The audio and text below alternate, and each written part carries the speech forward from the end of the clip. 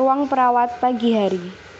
Perawat pelaksana dan kepala ruangan sedang berdiskusi mengenai discharge planning yang akan diberikan kepada pasien Ibu Ika dengan diagnosa DHF atau Dengue High Fever.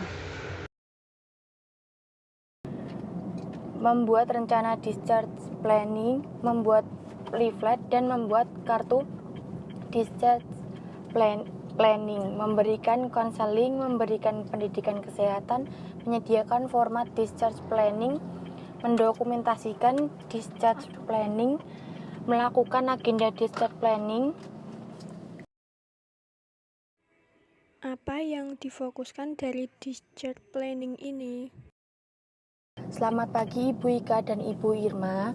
Saya perawat Hanita sebagai perawat primer hari ini. Sebelumnya saya ingin menyerahkan formulir rencana discharge planning kepada pasien Ika di ruang mawar. Dari hasil observasi, keadaan pasien Ika sudah membaik. Dari hasil lab menunjukkan peningkatan trombosit dan hematokrit dan sudah dalam rentang normal. Selain itu, kondisi fisik pasien bagus, sudah tidak demam lagi dan tidak lemas lagi. Dari segi asuhan keperawatan, pasien sudah bisa pulang hari ini.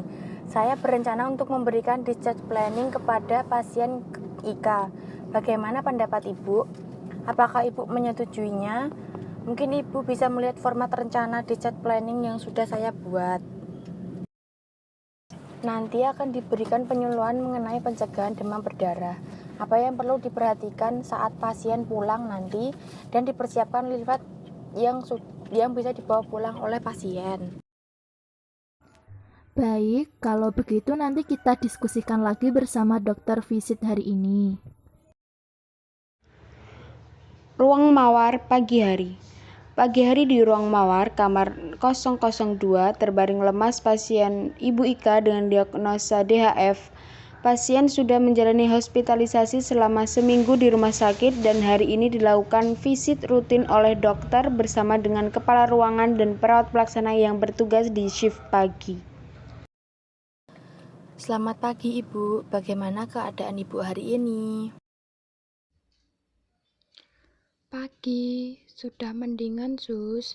Saya sudah tidak demam lagi. Bagaimana tidurnya tadi malam Ibu? Tidur nyenyak Sus. Sepertinya kondisi Ibu sudah membaik ya. Hari ini akan ada kunjungan ya dari Pak Dokter. Seperti kunjungan sebelumnya, Ibu akan dicek kondisi kesehatannya. Selamat pagi Ibu, saya dengar dari suster yang merawat Ibu bahwa kondisi Ibu sudah mulai membaik. Dari hasil laboratorium juga sudah menunjukkan perkembangan yang baik. Bagaimana pola makannya Bu? Apakah pagi ini makanannya habis Bu? Hari ini saya makan habis 1 porsi, Dok. Berbeda dengan kemarin, makannya tidak habis karena merasa tidak enak menelan makanan. Sudah bagus ya Bu pola makannya. Nanti lebih banyak minum air putih juga ya Bu, agar suhu badan Ibu tetap normal dan untuk memperbaiki sistem kekebalan tubuh Ibu.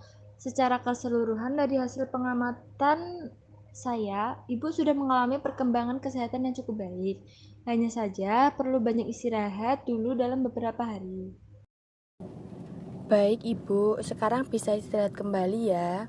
Sebelum saya tinggalkan, apakah ada yang ingin ditanyakan? Tidak ada, Suster.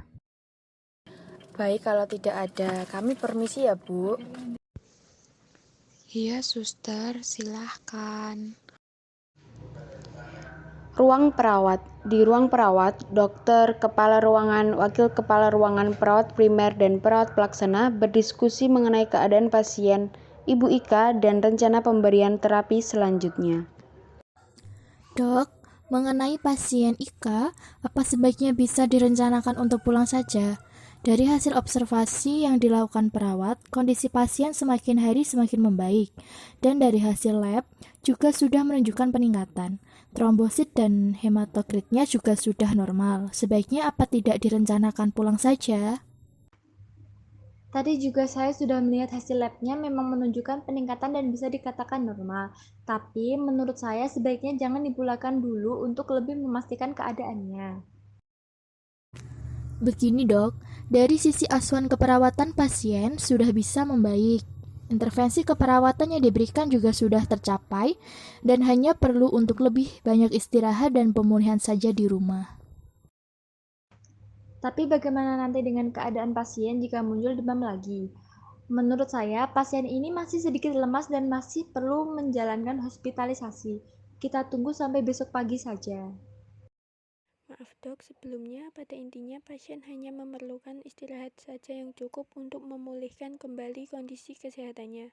Dan menurut kami itu bisa dilakukan di rumah. Mengingat pasien juga seorang mahasiswa yang pastinya juga dia merasa tidak betah di rumah sakit lama-lama. Ya dok, mengenai penanganan demam yang nantinya jika muncul lagi, kita sudah merencanakan discharge planning. Discharge planning ini nantinya akan diberikan edukasi kepada pasien mengenai yang perlu diperhatikan di rumah nantinya. Jika nanti demam pasien muncul lagi, akan diajarkan dengan teknik kompres hangat dan pemberian terapi obat. Minta bantuan keluarga untuk selalu memperhatikan keadaan pasien. Iya dok, discharge planning ini nantinya akan diberikan oleh perawat-perawat yang bertugas hari ini. Iya, kalau begitu, saya harapkan nantinya discharge planning ini nantinya benar-benar dilaksanakan kepada pasien dan pastikan jika pasien juga sudah memahami apa yang harus dilakukan di rumah. Ya, nanti akan diberikan leaflet yang berisikan informasi penting bagi keluarga pasien. Iya dok, jadi bagaimana bisa dipulangkan pasien ke IKA hari ini? Bisa, pasien Kresna bisa pulang hari ini. Saya akan membuatkan surat izin pulangnya dan resep obat yang harus diberikan ke pasien. Bu Hanita, ini format discharge planning yang sudah saya setujui dan bisa dilakukan pada pasien IKA ya. Bisa disiapkan untuk discharge planningnya sekarang. Baik Ibu, nanti saya akan siapkan terlebih dahulu. Ibu Okta tolong panggilkan keluarga Ibu Ika agar datang ke ruang perawat sekarang. Baik, Bu. Di ruang mawar. Selamat pagi, Ibu. Bagaimana sarapannya? Habis makannya, Ibu? Habis suster, pagi ini sudah makan banyak. Bagus ya, Ibu. Berarti Ibu sudah sembuh ya sekarang. Dan tadi setelah dibicarakan dengan dokter, kata dokter, Ibu hari ini boleh pulang karena keadaan Ibu sudah membaik dan semua hasil pemeriksaan juga menunjukkan peningkatan normal. Keluarga pasien bisa ikut saya sebentar ke ruang perawat karena ada beberapa penjelasan terkait perencanaan pulang Ibu Ika hari ini. Baik, suster. Selamat pagi Bu, keluarganya Ibu Ika ya. Iya, suster. Begini Ibu, setelah dokter tadi melakukan pemeriksaan terhadap Ibu Ika dan dari hasil tindakan keperawatan, kondisi Ibu Ika sudah membaik dan sudah bisa dilakukan perawatan di rumah. Apa benar, suster, adik saya boleh pulang? Iya Ibu, pasien sudah bisa dibawa pulang hari ini dan ini resep obat yang harus ditebus dulu sebelum pulang. Baik, suster. Begini Ibu, sebelum nanti Ibu Ika pulang, kami akan memberikan penyuluhan. Jadi penyuluhan ini penting nantinya untuk Ibu Ika jalani selama pemulihan di rumah. Apa Ibu bersedia untuk diberikan penyuluhan ini? Saya setuju, suster. Jadi saya nantinya tahu yang benar mengenai perawatan keluarga saya di rumah. Baik Ibu, nanti kami minta waktunya sebelum pulang ya untuk memberikan penjelasan cara pemulihan kondisi Ibu Ika di rumah. Sekarang saya minta Ibu untuk memberikan formulir ini kepada Ibu Ika agar ditandatangani ya Ibu. Formulir ini berisi tentang persetujuan Ibu Ika untuk dilakukan penyuluhan sebelum pulang. Baik, suster, nanti akan saya berikan. Terima kasih, Sus. Selamat pagi Bu, hari ini kami dari perawat ruang mawar yang bertugas pada pagi hari ini akan memberikan penyuluhan mengenai yang harus diperhatikan selama Ibu pemulihan di rumah. Sebelumnya ada yang ingin Ibu tanyakan dulu sebelum dimulai? Tidak, suster. Ibu, nanti akan dijelaskan mengenai informasi-informasinya. Kemudian nanti akan ditanyakan kembali dan diakhiri dengan pemberian leaflet yang bisa dibawa pulang. Nanti yang akan memberikan informasi adalah teman perawat saya yang lainnya ya, Bu. Bagaimana, Ibu? Bisa dimulai sekarang? Bisa, suster. Pagi Ibu, benar dengan Ibu Ika? Iya benar, suster. Ya, perawat Heni dan teman saya, yaitu perawat Hanita yang pagi ini akan memberikan sedikit informasi kepada Ibu dan keluarga mengenai cara perawatan Ibu di rumah nanti setelah Ibu pulang dari rumah sakit. Mungkin sebelumnya Ibu sudah tahu mengenai penyakit yang Ibu alami. Saya menderita penyakit demam berdarah atau DHF karena gigitan dari nyamuk, suster. Kurang lebih itu yang saya tahu. Oke, benar ya Ibu. Demam berdarah dengue adalah penyakit menular yang disebabkan oleh virus dengue, terutama menyerang anak-anak dengan ciri-ciri demam tinggi mendadak, disertai manifestasi perdarahan dan berpotensi menimbulkan shock dan kematian.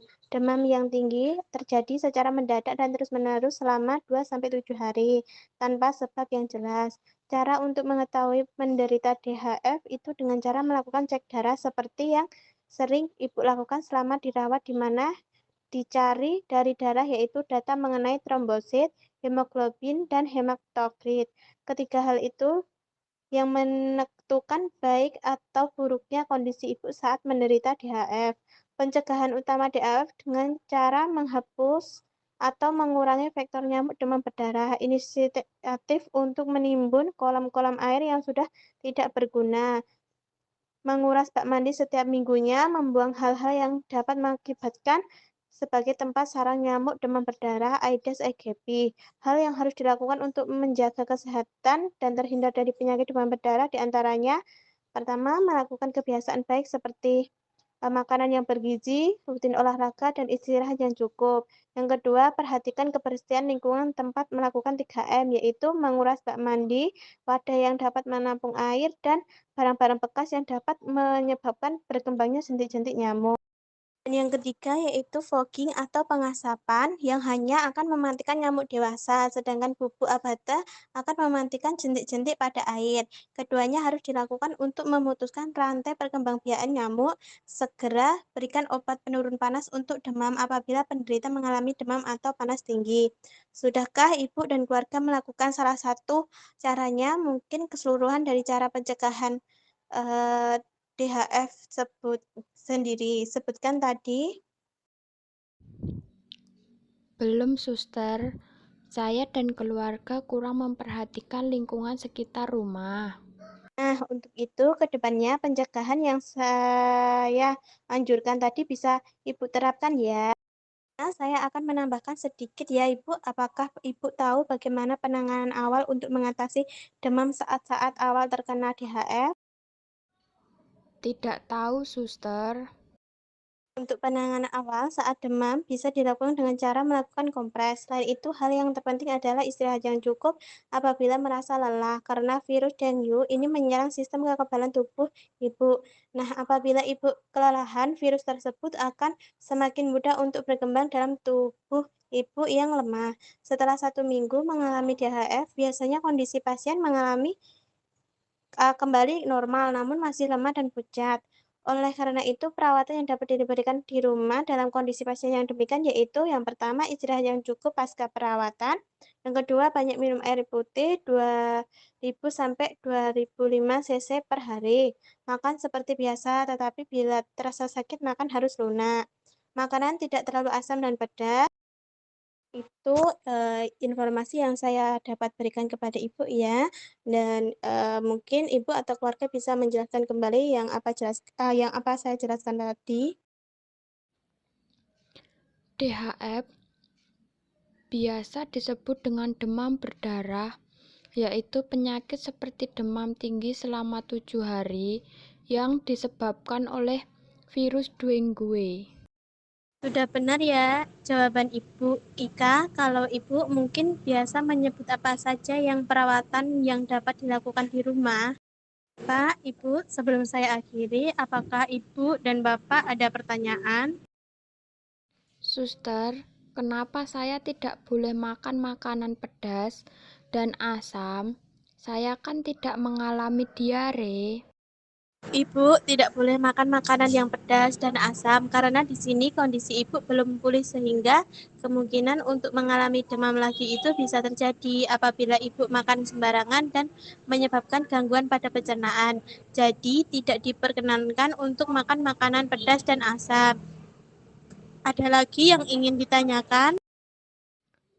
Selamat pagi, suster. Baik, kalau tidak ada, ini saya bagikan leaflet kepada Ibu dan Bapak. Isinya kurang lebih sama dengan apa yang saya jelaskan tadi. Dan saya harap ini dapat menjadi bahan bacaan bagi Ibu dan keluarga dalam melakukan perawatan di rumah. From discharge planning yang tadi diberikan bisa diberikan kepada saya, Ibu.